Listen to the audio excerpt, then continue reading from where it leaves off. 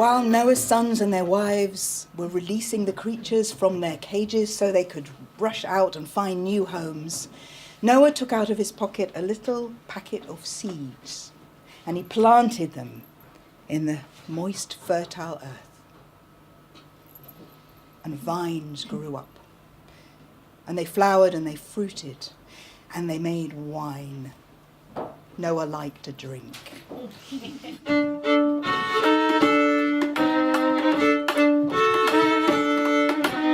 Cheers. It's not a break for the bar, though.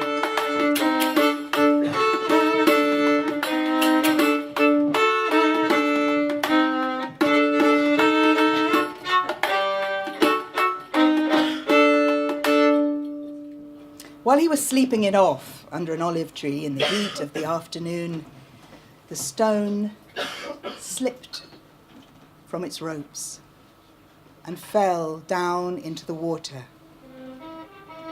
And there it was washed backwards and forwards by the current until it fell into an underwater cave. And there it stayed for many, many years. As time passed, the water levels descended. And into that cave there came a small boy, picking up the stones and looking at them and playing as he could, until he found a stone that had been washed completely round by the water. And as he picked it up, light shone out of it.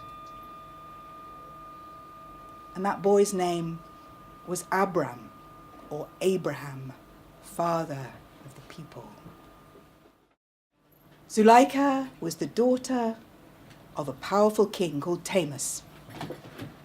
She had never suffered at all in her life, not even a thorn in her foot. She was protected from all unhappiness. She had never been in love. She had never suffered from wanting something she couldn't have.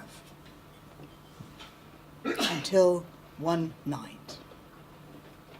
All the palace had died down into silence. Zuleika lay on her bed, all tendrils of her hair tracing patterns on her soft cheek. Her eyes were closed, but the eyes of her heart were wide open. And into Zuleika's dream walked a young man. Or rather, a being from the realm of light. His bearing was as proud and tall as a cypress, and he gazed into something that threw radiance on his beautiful face. And Zuleika fell in love with all her heart. With all her being, she fell in love. And so when the dark crow of night had flown and the cockerel had greeted the dawn, Zuleika lay with her eyes tight shut, still worshipping at the altar of the night. And as the apparition faded, she called after him, "Who are you? You have stolen my heart." But he said nothing. All through that day, she longed for the night in the hope that he would come again into her dream. But he didn't. Nor the next night, or the night after, or the night after that. And poor Zuleika grieved and pined away for a whole year.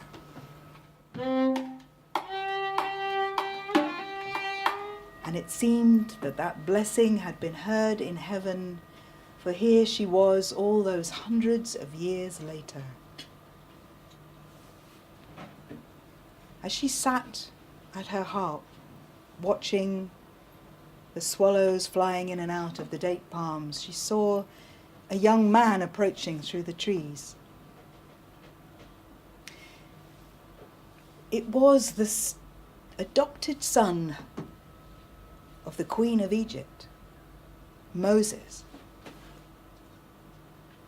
He had been banished because he'd been accused of murder But here he was walking towards her earnestly. He came towards her, he showed her great reverence. He called her mother as a term of honour in the Egyptian fashion. She was not a mother. Mother Serak, he said, I come to ask you if you can tell me where our great ancestor Joseph's bones are. I can, she said, but why do you wish to know? It is time for our people to leave Egypt. We have been slaves too long. I mean to lead us out. And so Serak took him to that quiet bend in the river. They tried to raise the sarcophagus from the riverbed, but it had been there too long. So they prized it open, took out Joseph's remains, and tangled in the shroud was the stone.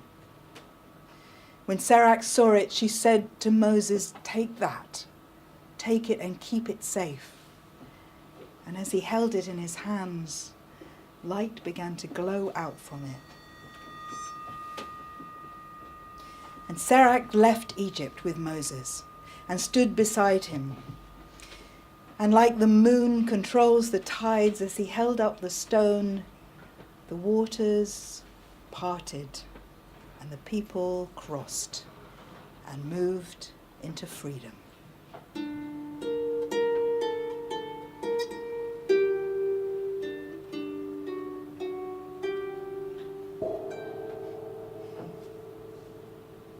And there are many stories to be told about how the stone stayed with them through all the years in the wilderness and fed them and looked after them. Too many stories for today.